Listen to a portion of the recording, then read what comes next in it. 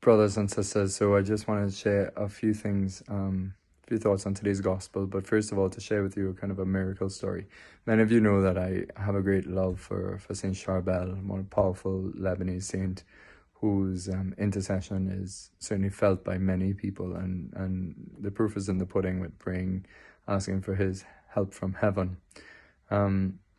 Recently I came across a guy who was telling me that he was in a bad car accident, and so he had lost feeling in his shoulder for years, had a lot of chronic back pain, and he was on a pilgrimage, and a priest who prayed over him and invoked the intercession of Saint Charbel, and immediately all his back pain went, and he regained feeling in his shoulder after many years, and the doctor said that it would be like that for life. So just one of these little episodes of the power of the healing power of the gospel and the healing power of Christ in his people, and through the priesthood too, and through the intercession of the saints, Saint Charbel.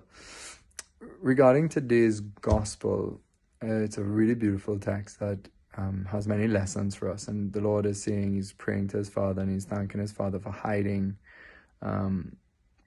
these things, from the learned and the clever, but revealing them to the little ones.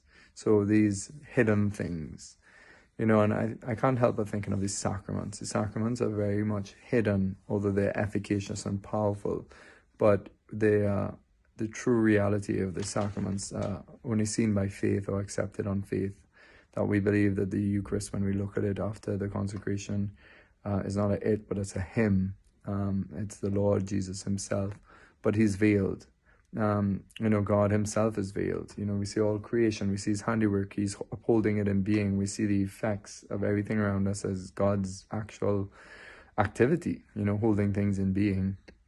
But we don't see God himself, Deus absconditus est is a Latin phrase, God is hidden. And so, but there's a mystery, there's wisdom behind why God is hidden, and it's for the humble, it's for the little ones, it's for those who love, who will find God in the hiddenness of life, who will find him and realize that how large he is, in fact, how big he is. And so you see, God hides, he tells us, don't share our own pearls with swine. So God hides so many of the secrets of his heart, the mysteries of the deeper experience of his presence, experience of his love, and that's those who really want him and who are worthy of him or search for him. And so you could say only the lover finds, like in the mystery of the Eucharist, it's giving ourselves lots of time to be with the hidden Christ in the Eucharist. Will the Lord start to reveal his secrets of his heart to us, start to reveal himself.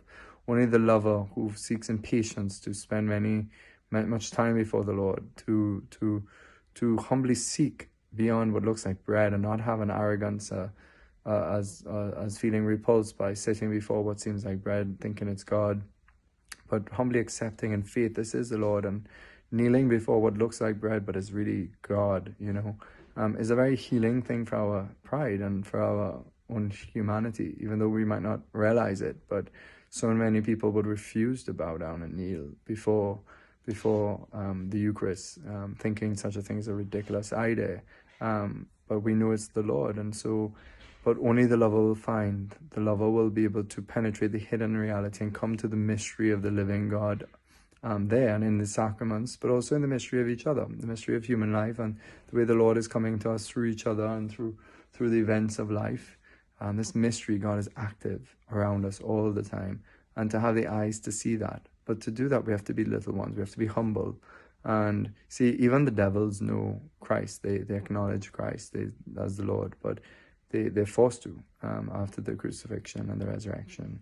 But their faith is dead. They don't have a living faith. In other words, a living faith is a faith full of love, full of charity, full of hope, and so we can have faith in the Lord, but it's having love in the Lord, real grace, real life of charity, real inner life will allow us to go deeper and to know Christ from the inside, to taste Christ, to have a fuller knowledge of him. Because the more we grow in love, the more we grow in knowledge of Christ and God.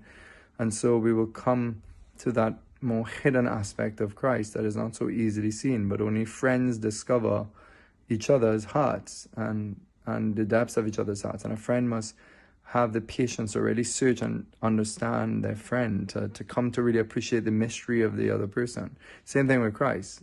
So only the lover will find the true friend and understand their heart.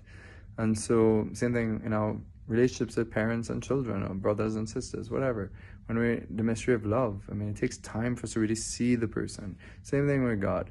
And so, the Lord is thanking that the proud, they're arrogant, they don't have the time to stop to search for God, to search for him in the scriptures, search for him in prayer. And so they don't find him. And the Lord, therefore, doesn't need to be hidden for his own sake, but he remains hidden so that we will search, and that we would stretch our minds and hearts and in the search, and therefore we will be able to exercise faith. And he said, blessed are those who believe, who have not seen. And so it's good for us, it's more meritorious for us, and it gets our core spirit stretched so we could receive more of him.